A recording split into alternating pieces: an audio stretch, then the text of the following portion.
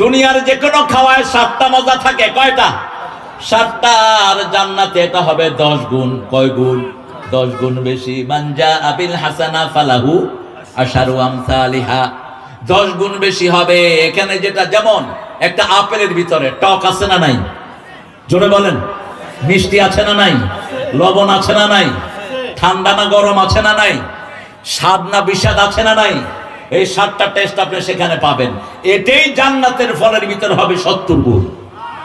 রমজানে যেই মাসে নাজিল হলো, সেই মাসে অধিকাংশ মুসলমান কোরআন পড়ে না।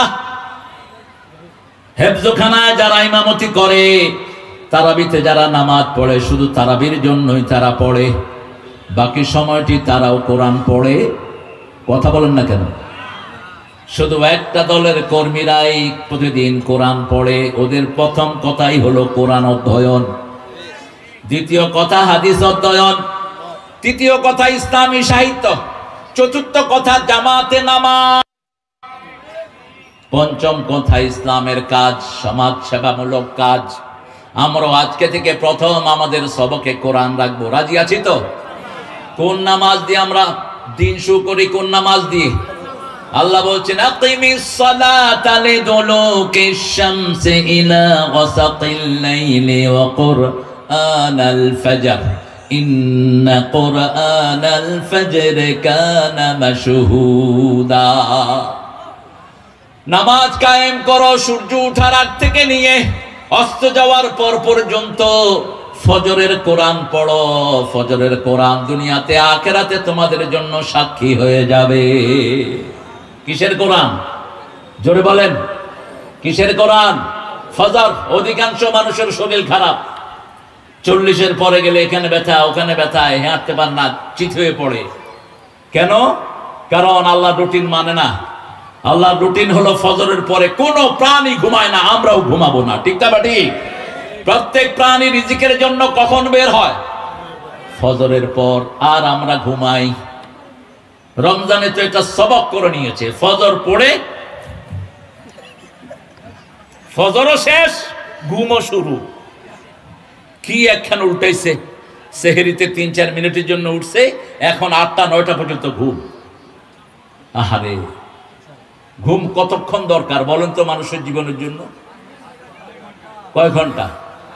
কোন সময় বলেন? ডাক্তার সাহেব আমার পাশে আছেন। এই এখন হলো ঘুমের সময়। এই সময় রাসূল কানা ইয়াকরাহুন নাওম ক্বাবলাল ইশা ওয়াল হাদিসা বাদা, বুখারীর বর্ণনা। রাসূল এশার আগে ঘুম অপছন্দ করতেন, এশার পরে কথা অপছন্দ করতেন। এই সময় তিনি ঘুমিয়ে পড়তেন। আল্লাহ বলছেন সূরা মুজাম্মিল, ইন্নাকা তাকুমু আদনা মিন সুলুসাইল লাইল ওয়া নিসফা। হে নবী, রাতের 1/3 তুমি দাঁড়িয়ে থাকো অথবা অর্ধেক দাঁড়িয়ে থাকো। এই যে দাঁড়ানো, এই দাঁড়ানোর ভিতরেই সব রকমের চিকিৎসা দান করে দেন কে? আপনি শুধু টাইমলি নামাজ পড়েন, দুনিয়ার কোনো রোগ আপনাকে স্পর্শ করবে না। পৃথিবীর সবচেয়ে নিরোগ মানুষ ছিলেন রাহমাতাল লিল, কিন্তু পরীক্ষার জন্য আল্লাহ তাকে মাইগ্রেনও দিয়েছেন, হার্টের ব্যথাও দিয়েছেন, পেটের ব্যথাও দিয়েছেন। জাদুর কারণে তার বিভিন্ন রকমের উপসর্গ এসেছে। সব হলো উম্মতের পরীক্ষার জন্য। সেই রাসূল সাল্লাল্লাহু আলাইহি ওয়াসাল্লাম যে রুটিন ফলো করতেন, এটাই হলো আল্লাহর পছন্দনীয় রুটিন।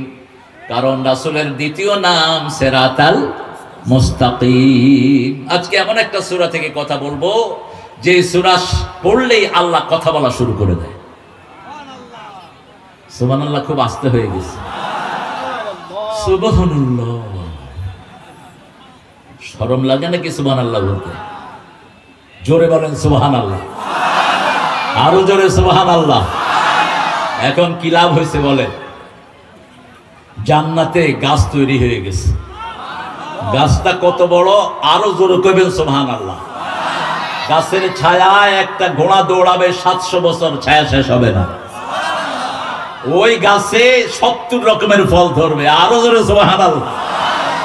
এক এক ফলের ভিতরে 70 রকমের মজা। দুনিয়ার যে কোনো খাওয়ায় 7টা মজা থাকে, কয়টা? 7টা। আর জান্নাতে এটা হবে 10 গুণ। কয় গুণ? 10 গুণ বেশি। মানজা আবিল হাসানা ফালাহু আশারু আমসালিহা, 10 গুণ বেশি হবে। এখানে যেটা, যেমন একটা আপেলের ভিতরে টক আছে না নাই? জোরে বলেন। মিষ্টি আছে না নাই? লবণ আছে না নাই? ঠান্ডা না গরম আছে না নাই? স্বাদ না বিষাদ আছে না নাই? এই 7টা টেস্ট আপনি সেখানে পাবেন। এটাই জান্নাতের ফলের ভিতর হবে 70 গুণ। আল্লাহ বলছেন এগুলো জীবতু বিহি মুতাশাবিহা ওয়া লাহুম ফিহা আজওয়াজুম মুতাহহারা ওয়া হুম ফিহা খালিদুন। 25 নম্বর সূরা বাকারা। আল্লাহ বলছেন এরকম ফলই দেব, যদি অন্য রকমের ফল দেই আমরা জান্নাত থেকে পালিয়ে যাব। যদি ফল দেয়া হয় এমন ফল যেটা আপনার দিকে হা করে আসে, আপনি দৌড়াবেন। যেমন পাকিস্তানের আগে কাঁঠাল চিনত না, বাংলাদেশের এক লোক পাকিস্তানে কাঁঠাল নিয়ে গেল, চকির তলে রাখলো পাঠান। যখন সকালবেলায় স্যান্ডেল টান দিয়েছে, কাঁঠাল আস্তে আস্তে গড়িয়ে আসতেছে, পাঠান লাভ দিয়ে বাহিরে পড়লো। মানুষ জিজ্ঞেস করলো क्या हुआ भाई? अरे भाई मेरा घर में एक जानवर गुम गया। क्या जानवर गुम गया भाई? कि ये बातचीत करते नहीं, एक কথা কয় না, গম্ভীর খুব, সারা গায়ে কাঁটা। এখন মানুষ সব দেখতেছে কি রে এটা কি জানোয়ার, মুখও নাই কিন্তু খুব ঠান্ডা হয়ে আছে, চিল্লাতে চিল্লাতে বাঙালি উঠে গেছে। উঠে গেছে ভাই क्या हुआ? করে আরে ভাই कैसा আপনি গিয়া, তুই ঘুমালি কেমনে, তোর চোখের তেল এত বড় জানোয়ার। ও চিন্তা করলো আনসি কাঁঠাল, এটা জানোয়ার হইল কবে? ও বলছে ভাই এ তো লাজিজ ফাকিহা হয়, এটা জানোয়ার না, এটা খুব স্বাদের ফল। এখন যখনই কইছে ফল, পাঠান নিয়ে এটা খুইলা মুখে দেয়া শুরু করছে, আর কাঁঠালের ভিতরে আঠা বোধা নাই। যখনই এটা দিছে মুখ আর দাঁড়িয়ে একসাথে হয়ে গেছে। আমি চিন্তা করলাম, এই জন্য আল্লাহ বলছেন ও তু বিহি মুতাশাবিহা, দুনিয়ার কাঁঠালের মতো কাঁঠাল জান্নাতে দেব। লা মাকতুআতুন ওয়া লা মামনুআ, এটার কোনো সৃজন থাকবে না, এটার ভিতরে নিষিদ্ধ কিছু থাকবে না, এটার ভিতরে ফলানোর মতো কিছুই থাকবে না।